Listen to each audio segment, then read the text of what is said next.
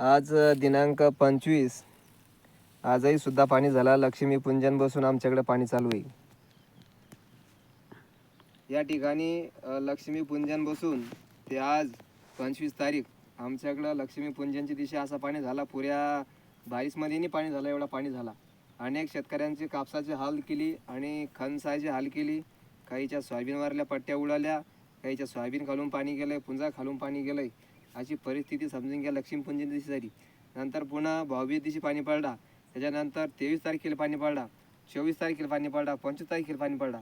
म्हणजे या पाण्यामध्ये सगळ्यात नुकसान करणारा पाणी हा आमचा या ठिकाणी नुकसान करून म्हणजे हातातोंडाशी आलेला घास या पाण्याला सगळा धिंगाणा करून टाकला. हा कापूस 6-7 हजार विकणारा कापूस आज 4,000च्या भावात घेणाऱ्याने अशी परिस्थिती निर्माण झाली. आणि शेतकऱ्यांच्या बाबतीमध्ये म्हणलं तर या कापसाला आज या बिया फुगून याला काळे डाग पडले आणि अशा बारीक बारीक लेण्यासारखा कापूस बनला. आता याला मजुरही असायला गेलं तर ते म्हणतात की आम्हाला भाव वाढून द्या, बोंड खराब आहे, अमुक खराब आहे, वेचता येत नाही, अशी परिस्थिती आहे. व्यापारी आला तर व्यापारी म्हणतो या ठिकाणी तुमचा कापूस पिवळा झाला आहे, ते डाग पडलेत, हा कापूस कमी भावाने जाईल, आम्हालाही जिनिंगमध्ये तर आम्हाला पैसे कमी येतील.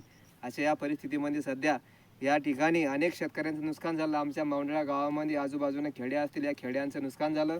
या ठिकाणी शासनानं 50,000 रुपये मदत व जो पीक विमा फाडलेला आहे शेतकऱ्यांना ते पुरेपूर शेतकऱ्यांची मदत मिळावी ही माझी विनंती आहे. कारण की आता या ठिकाणी माझा कापूसच 2.5-3 एकर कापूस आहे. 3 एकराच्या वर कापूस आहे माझा. या ठिकाणी 3 एकर नाही 4 एकर असू शकतो, कारण की काही आपण जमीन मोजली नाही, अंदाज जमिनी. या ठिकाणी मी 4.5 ते 5 पाकिट लावलेली.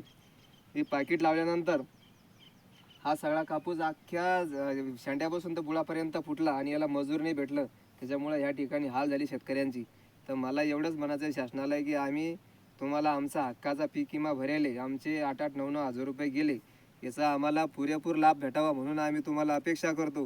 कारण की आम्ही भरलेले पैशाचे आम्हाला या ठिकाणी आमचा पीक विम्याचा मोबदला मिळाला पाहिजे. तर या ठिकाणी तुम्ही पाहू शकता अक्षरशः बंदी पहाटी ही भरान फुटलेली आहे. तरी तुम्ही या ठिकाणी या बोंडातून हे बा तुम्ही सगळं या ठिकाणी हे सगळं खराब होऊन गेलेलं आहे. हे बा हे कापूस बघा तुम्ही कसा झाला, त्याला कोंब येऊन जागीच वाळून चाललेत ते उन्हानं. ह्या गोडांब्या सगळ्या फुगून गेल्या. हे बा अशी परिस्थिती या ठिकाणी निर्माण झालेली आहे. तरी तुम्ही आम्हाला एवढंच म्हणायचं आहे की या ठिकाणी शेतकऱ्यांच्या बाबतीमध्ये मावंडाळा परिसरामध्ये तलाठी व पांडेबा यांना सांगून या ठिकाणी कापसाचे व मक्काचे पंचनामे करून घ्यायला पाहिजेत. या ठिकाणी एवढीच मागणी करतो. या सरकारनं जो पीक विमा फाडलेला आहे तो तुरंत शेतकऱ्यांच्या खात्यावर मारावा. मावंडाळा परिसरामध्ये अशी नुकसानीचा हाल आहे. महाराष्ट्रभर या ठिकाणी हाल झाले शेतकऱ्यांची. तुम्हाला माहिती असेल ढगफुटीसारखे प्रश्न निर्माण झाले, अनेक संकट आले शेतकऱ्यांवरती.